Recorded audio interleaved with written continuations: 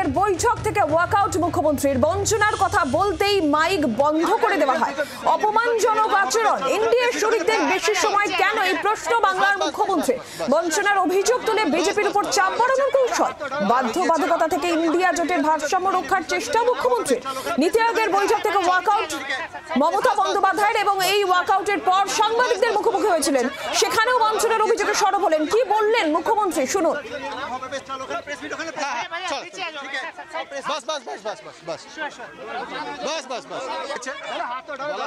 দেশের স্বার্থে এবং বাংলার স্বার্থে, রাজ্যগুলোর স্বার্থে আজকে এসছি। একা অপোজিশনের কেউ আসেন, কিন্তু আপনাদের পরিষ্কারভাবে বলছি, আপনারা বাজেটে আমাদের বঞ্চনা করেছেন। আপনারা বাংলার সমস্ত উন্নয়নের প্রজেক্ট বন্ধ করে দিয়েছেন।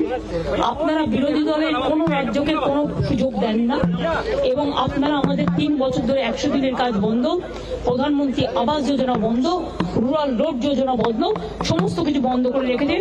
এমনকি ফুড সাবসিডি পর্যন্ত দেননি। আমরা 1,71,000 কোটি টাকা পাই লাস্ট ইয়ার পর্যন্ত। এই বাজেটেও কিছু নেই, শুধু জিরো। এইটুকু বলার সাথে সাথে আমার মাইকটা স্টপ করে দিয়েছে। আমি বললাম, why you discriminate, why you stop me? I am only attending.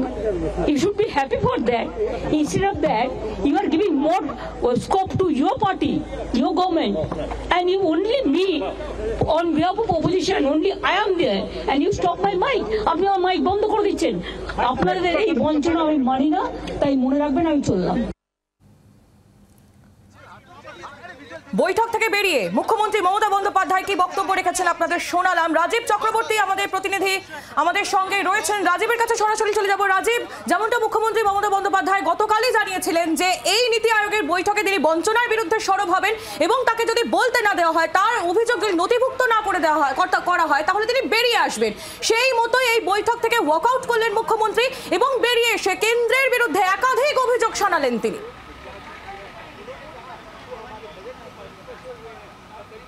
দেখো, নীতি আয়োগের বৈঠকে যোগ দিয়েছিলেন মুখ্যমন্ত্রী মমতা বন্দ্যোপাধ্যায়। বাংলার বিরুদ্ধে যে বঞ্চনা করা হয়েছে তা নিয়ে সরব হবেন বলে, এবং তা নিয়ে তিনি সরবও হয়েছিলেন। কিন্তু তারপরেই তার মাইক বন্ধ করে দেওয়া হয় বলে অভিযোগ। তাঁর বক্তব্য তিনি 5 মিনিট বলার পরেই তার মাইক বন্ধ করে দেওয়া হয়, যখন কিনা হেমন্ত বিশ্ব শর্মা থেকে শুরু করে বিজেপি শাসিত রাজ্যগুলির মুখ্যমন্ত্রীরা কেউ 10 মিনিট, কেউ 15 মিনিট বলেছেন। অথচ মুখ্যমন্ত্রী মমতা বন্দ্যোপাধ্যায় যখন বলতে ওঠেন, তখন তার মাইক বন্ধ করে দেওয়া হয়।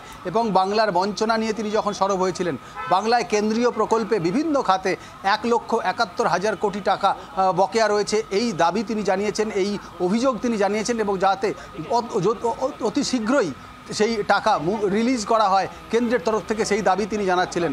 এবং তিনি এই বিষয়টিও তুলেছেন যে এবার যে বাজেট পেশ করা হয়েছে, সেই বাজেটটি জনবিরোধী বাজেট।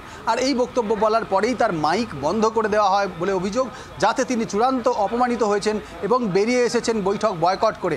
আর এই ঘটনার পর মুখ্যমন্ত্রী মমতা বন্দ্যোপাধ্যায় তিনি জানিয়ে দিয়েছেন যে এই ধরনের বৈঠকে তিনি আর কখনোই আসবেন না। একেবারে অত্যন্ত বড় সিদ্ধান্ত, এবং মুখ্যমন্ত্রী মমতা বন্দ্যোপাধ্যায় এই সিদ্ধান্তের কথা তিনি জানিয়ে দিয়েছেন। তার কারণ, নীতি আয়োগের যে গভর্নিং কাউন্সিল, তার মেম্বার মুখ্যমন্ত্রীরা, একজন মেম্বার যখন বলতে উঠছেন, অন্যান্য মেম্বাররা যখন 10 মিনিট 15 মিনিট বলছেন, তার বলার বেলায় তার মাইক বন্ধ করে দেওয়া হচ্ছে।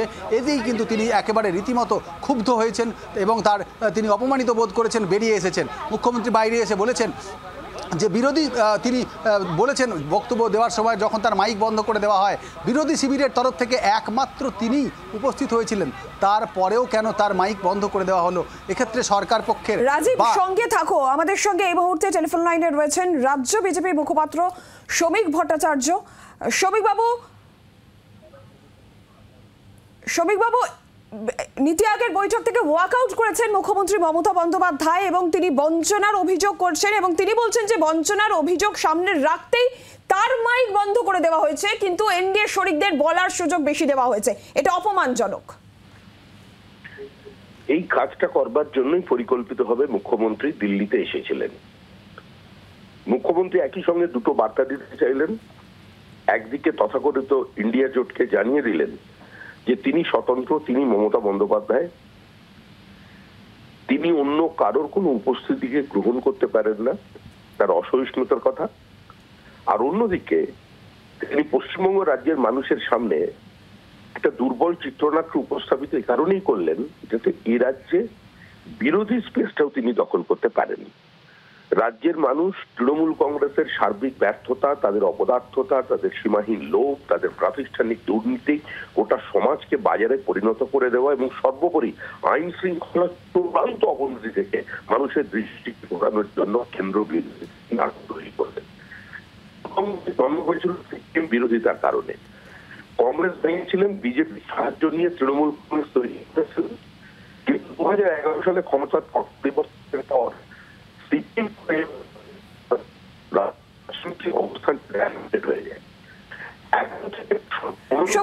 শফিকবাবু আপনার কথা না স্পষ্ট হচ্ছে না, ভয়েস ব্রেক হচ্ছে। আপনার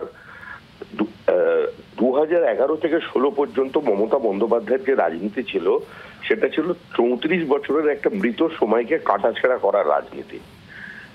আর তারপরে তিনি শুরু করেছেন অন্ধ মোদী বিরোধিতার রাজনীতি, অন্ধ কেন্দ্র বিরোধিতার রাজনীতি। তাই পশ্চিমবঙ্গের মানুষের আর্থসামাজিক উত্তরণ নয়, পশ্চিমবঙ্গের পরিকাঠামোগত কোনো পরিবর্তন নয়, পশ্চিমবঙ্গকে উপযুক্ত বিনিয়োগের পরিবেশ তৈরি করা নয়। মুখ্যমন্ত্রী পশ্চিমবঙ্গে শুধুমাত্র রাজনীতি চান, শুধুমাত্র রাজনৈতিকভাবে তিনি এবং তার দলকে প্রাসঙ্গিক রাখতে চান। সেজন্য আজকে তিনি পরিকল্পিত উপায়ে 5 মিনিটের মধ্যে বেরিয়ে এলেন। এতে বঞ্চিত হলো রাজনীতি।